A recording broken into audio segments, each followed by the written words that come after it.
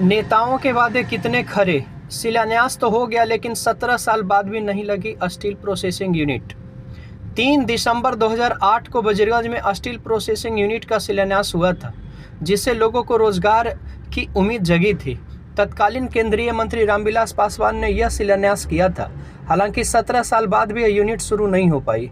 किसानों ने जमीन भी दी, लेकिन सरकार बदलने के बाद काम बंद हो गया। नेताओं ने कई वादे किए पर कोई नतीजा नहीं निकला। 3 दिसंबर 2008 बुधवार, यह दिन बजरगंज सहित पूरे मगध प्रमंडल के लिए अहम था। काफ़ी चहल पहल थी, घर घर में त्यौहार जैसा माहौल बना था। बच्चे तथा बड़े सभी उत्साहित थे। महिलाएं ज़्यादा उत्साहित थी कि रोजगार के लिए अब उनके घर वाले को घर परिवार छोड़कर प्रदेश नहीं जाना पड़ेगा, कमाई भी होगी और दाम्पत्य जीवन सुखमय होगा। आखिर उत्साहित होते भी क्यों नहीं। क्षेत्र में आज़ादी के बाद पहली बार एक बड़ा उद्योग स्थापना के लिए शिलान्यास समारोह जो था। जिला मुख्यालय से 20 किलोमीटर पूर्व, बजरगंज प्रखंड मुख्यालय से 2 किलोमीटर पश्चिम में एरू गांव है। यहां स्टील प्रोसेसिंग यूनिट की स्थापना कराई जाने की योजना स्वीकृत हुई थी। यह unit steel authority of India का था। तत्कालीन यूपीए सरकार में केंद्रीय रसायन उर्वरक एवं इस्पात रामविलास पासवान बड़े उत्साह के साथ इसका शिलान्यास किया था। इस कार्यक्रम में बजरगंज सहित पूरे मगध क्षेत्र से लाखों लोग शामिल हुए थे। रोजगार मिलने का सपना सबों के आंखों में तैरने लगा। शिलान्यास सभा में उपस्थित बीएसएल के अधिशासी निदेशक एन.के. झा ने मंत्री के सामने यूनिट को 5 वर्षों के अंदर चालू करवाने की घोषणा तक कर दी। उनके साथ मंत्री ने कहा कि पर्याप्त राशि मुहैया करा दी गई है, लेकिन समय बीता, सब धरा का धरा रह गया। उस वक्त शिलान्यास स्थल पर केवल मिट्टी जांच और भूमि पूजन हुआ, शेष कार्य शिथिल पड़ गया। 17 वर्ष बीत गए, स्थानीय लोग अब तक सपने में डूबे हैं।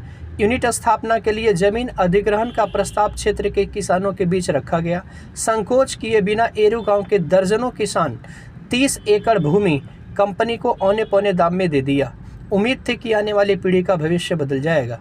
शिलान्यास के बाद के लोकसभा चुनाव हुआ, केंद्र में सरकार बदल गई। अच्छा संयोग बना कि केंद्र और राज्य में दोनों जगह एनडीए की शासन हुआ, बावजूद निर्माण कार्य बंद रहे।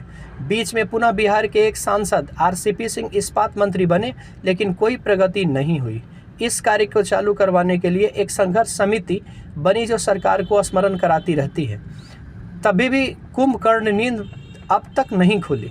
चुनाव के समय सरकारी तंत्र में जब जब सुगबुगाहट होती है, तब तब निर्माण स्थल पर कुछ अधिकारी चले आते हैं। 2020 के बिहार विधानसभा चुनाव की अधिसूचना जारी होने से पहले जिलाधिकारी ने स्थल का निरीक्षण किया,